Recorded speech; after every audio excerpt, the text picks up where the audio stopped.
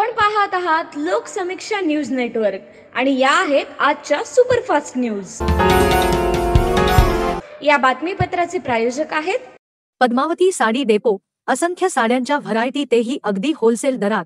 लग्न बस्त्याची खास व्यवस्था। गोल्ड कांजीवरम, मोहिनी कांजीवरम, मधुबाला पैठणी, महाराणी पैठणी, शालू, ब्राकेट शालू, घागरा, डिझायनर साड्या, आहेरांच्या साड्या व सिल्क डिझायर साड्यांच्या लाखो व्हरायटीज उपलब्ध। पत्ता छत्रपती शिवाजी महाराज चौक, गोकुळ हॉटेल समोर, परभणी। नमस्कार, मी प्रभू दिपके लोकसमीक्षा न्यूज नेटवर्क मध्ये आपलं स्वागत करतो।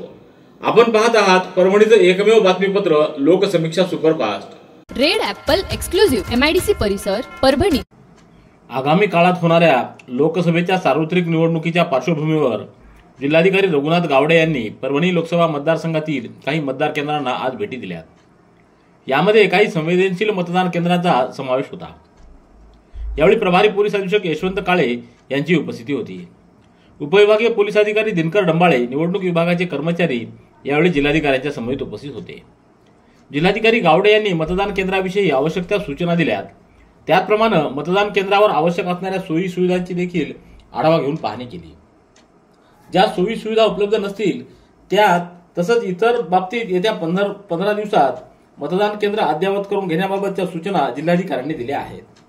यावेळी कैलास मठपती, नायब तहसीलदार सतीश रेड्डी, सुनीता वडवळकर, दत्ता गिनगिने आदींची उपस्थिती होती। रेड ॲपल एक्सक्लुझिव्ह MIDC परिसर, परभणी। सोन्या चांदीच्या व्यापारावर पाळत ठेवून दुचाकीवर आलेल्या व्यापाऱ्यास कारनं धडक देऊन अपघात घडविला व त्यानंतर दुसऱ्या दुचाकीवरील दोघांनी सोन्या चांदीचे दागिने आणि रोख रक्कम असा 8,75,500 रुपयाचा मुद्देमाल लंपास केला। ही घटना 1 फेब्रुवारी रोजी पाथरी तालुक्यातल्या कासापुरी फाटा ते नाथारा रस्त्यावर घडली आहे। याबाबत गुन्हा दाखल झाल्यानंतर अवघ्या 12 तासात स्थानिक गुन्हे शाखेच्या पथकानं आरोपींना मुद्देमालासह ताब्यात घेतलं आहे। अनंता चिंतामणी यांनी याबाबतची फिर्याद दिली आहे।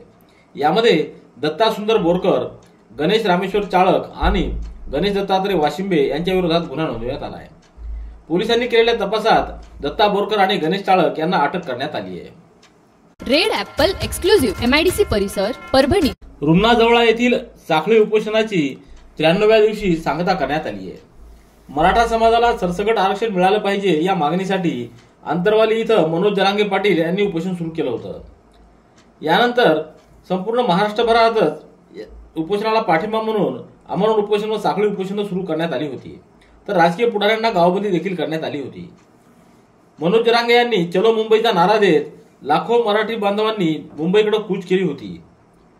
27 जानेवारी रोजी मराठा आरक्षणाची घोषणा करण्यात आली आणि संपूर्ण महाराष्ट्रात आनंदोत्सव साजरा करण्यात आला।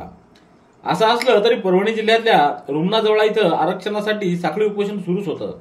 हे साखळी उपोषण 1 फेब्रुवारी रोजी शिवव्याख्याते प्रदीप सोळुंके यांच्या उपस्थितीत सोडवण्यात आलंय। गुडघेदुखी, मूळव्याध, शुगर, मुतखडा, वात, दमा, ॲलर्जी या सर्व जुनाट आजारांनी त्रस्त झाला? मग आता बालाजी निसर्गोपचार केंद्रात खात्रीशीर उपचार करा। सर्व जुनाट आजारांपासून निसर्ग उपचार आयुर्वेदाद्वारे मुक्ती मिळवा। बालाजी आयुर्वेदिक निसर्गोपचार केंद्र, शाखा क्रमांक 3, स्वामी फोटो स्टुडिओ जवळ, पोस्ट ऑफिसच्या बाजूला, जुना पेडगाव रोड, परभणी। संपर्क आयुर्वेद विद्या विशारद डॉक्टर गोविंद कामटे। मोबाईल क्रमांक 99 21 69 10 08।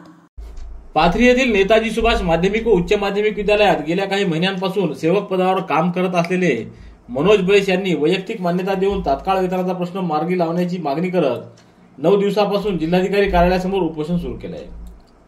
जिल्हा परिषदेचे माध्यमिक शिक्षणाधिकारी माधव सलगर यांनी उपोषणस्थळी भेट देऊन त्यांना उपोषण मागे घेण्याबाबतची विनंती केली आहे। रेड ॲपल एक्सक्लुझिव्ह MIDC परिसर, परभणी।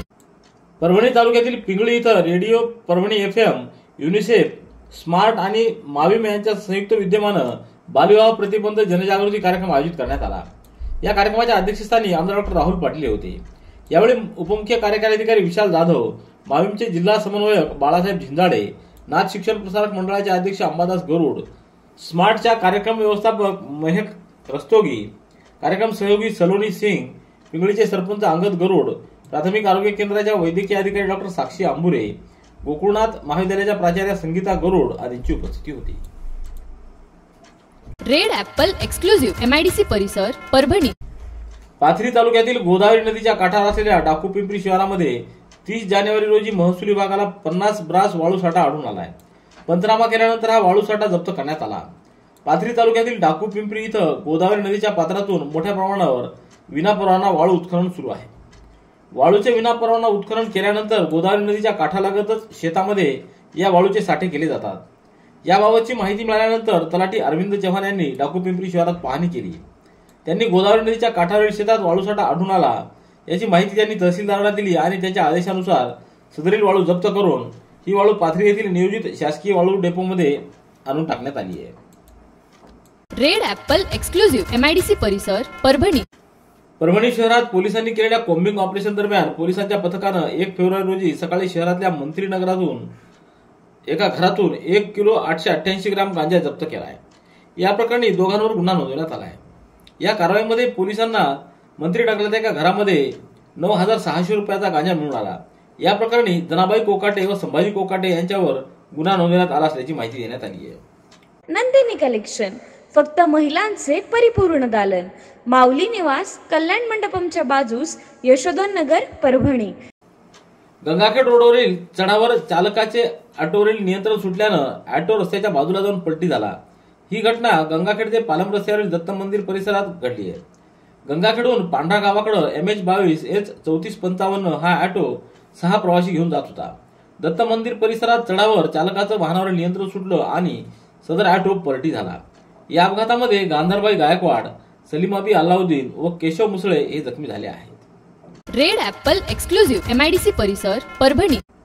परभणीतल्या शारदा महाविद्यालयाच्या सभागृहात राष्ट्रीय जागृती वारकरी परिषदेच्या वतीनं छायाचित्रकार संदेश भंडारे यांचे वारी तमाशा समजून घेताना या विषयावरील वारी आणि तमाशाच्या छायाचित्रणाचा स्लाइड शो संपन्न झाला. कार्यक्रमाच्या अध्यक्षस्थानी महाविद्यालयाचे प्राचार्य डॉ. श्यामसुंदर वाघमारे उपस्थित होते. कार्यक्रमाचे उद्घाटन सेवानिवृत्त तहसीलदार NG खंदारे यांनी केलं. याप्रसंगी ढोलकी वादक सुभाष जोगदंड, प्राध्यापक रफिक शेख, कृष्णा महाराज शेंद्रेकर, वैशाली भंडारे, बायजाबाई घोडे आदींची उपस्थिती होती. रेड ॲपल एक्सक्लुझिव्ह MIDC परिसर परभणी. राष्ट्रीय जंगम संघटनेच्या परभणी जिल्हा कार्यकारिणीची पहिली तालुकास्तरीय बैठक जिंतूर इथं संपन्न झाली. यावेळी स्थानिक पातळीवर समिती गठीत करून जबाबदाऱ्या नेमून देण्यात आल्या. जंगम समाजाची कौटुंबिक माहिती गाव पातळीवर जाऊन संकलित करण्याचं नियोजन यावेळी करण्यात आलं. या बैठकीला जिंतूर तालुक्यातील व गाव पातळीवरील समाज बांधव उपस्थित होते. याप्रसंगी जिंतूर येथील अमृतेश्वर शिवाचार्य महाराज यांच्यासह बबन स्वामी इटोलीकर, परमेश्वर स्वामी, सोमेश्वर स्वामी, मधुकर स्वामी, अशोक स्वामी, रामलिंग स्वामी, उमाकांत मेटकरी, बंडू स्वामी, दिलीप स्वामी, देविदास महाजन, गजानन कपाळे, प्रभाकर स्वामी, किशोर स्वामी आदींची उपस्थिती होती. रेड ॲपल एक्सक्लुझिव्ह MIDC परिसर परभणी. सेलू तालुक्यातील ज्ञानोपासक विद्यालय कुपटा इथं वार्षिक स्नेहसंमेलन व बक्षीस वितरणाचा कार्यक्रम संपन्न झाला. या कार्यक्रमासाठी उद्घाटक म्हणून ज्ञानोपासक महाविद्यालय जिंतूरचे प्राचार्य डॉ. श्रीधर भोंबे हे उपस्थित होते. यावेळी मुख्याध्यापक RP तलवारे, शंकर गवळी, राजू सोळंके, राहुल सोळंके, निलेश सोळंके, सोपान हरके, अमोल गिराम, श्रीराम कुलकर्णी, बबन शिरसाट, संजय इघारे, महेंद्र दुधवडे, शंकर सोळंके, नईमुद्दीन शेख आदींची उपस्थिती होती.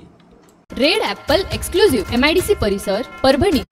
परभणी शहरालगत गंगाखेड रस्त्यावर 1 फेब्रुवारी रोजी रात्री झालेल्या विचित्र अपघातात एकाचा मृत्यू झाला तर अन्य 4 जण जखमी झाले आहेत. ऑटोमधील अपघातग्रस्तांना मदत करताना आयशरनं घटनास्थळावर उभ्या असलेल्या एका व्यक्तीला उडवले. गंगाखेड रस्त्यावरील जुन्या टोलनाक्याजवळ एक ॲपे ऑटो अपघातग्रस्त झाला होता. या अपघातातील जखमींना बाहेर काढण्यात आलं व जखमींना मदत कार्य करत असतानाच MH44-7738 या आयशरनं घटनास्थळावरील नागरिकांना धडक दिली. या विचित्र अपघातामध्ये एकाचा मृत्यू झालाय तर 3 जण जखमी झाले असल्याची माहिती मिळाली. रेड ॲपल एक्सक्लुझिव्ह MIDC परिसर परभणी. याबरोबरचे बातमीपत्र संपलं. पुन्हा भेटूया उद्याच्या सुपरफास्ट बातमीपत्रात. पाहत रहा लोकसमीक्षा. तुम्हाला हे बातमीपत्र कसं वाटलं याबद्दल आपली प्रतिक्रिया नोंदवा.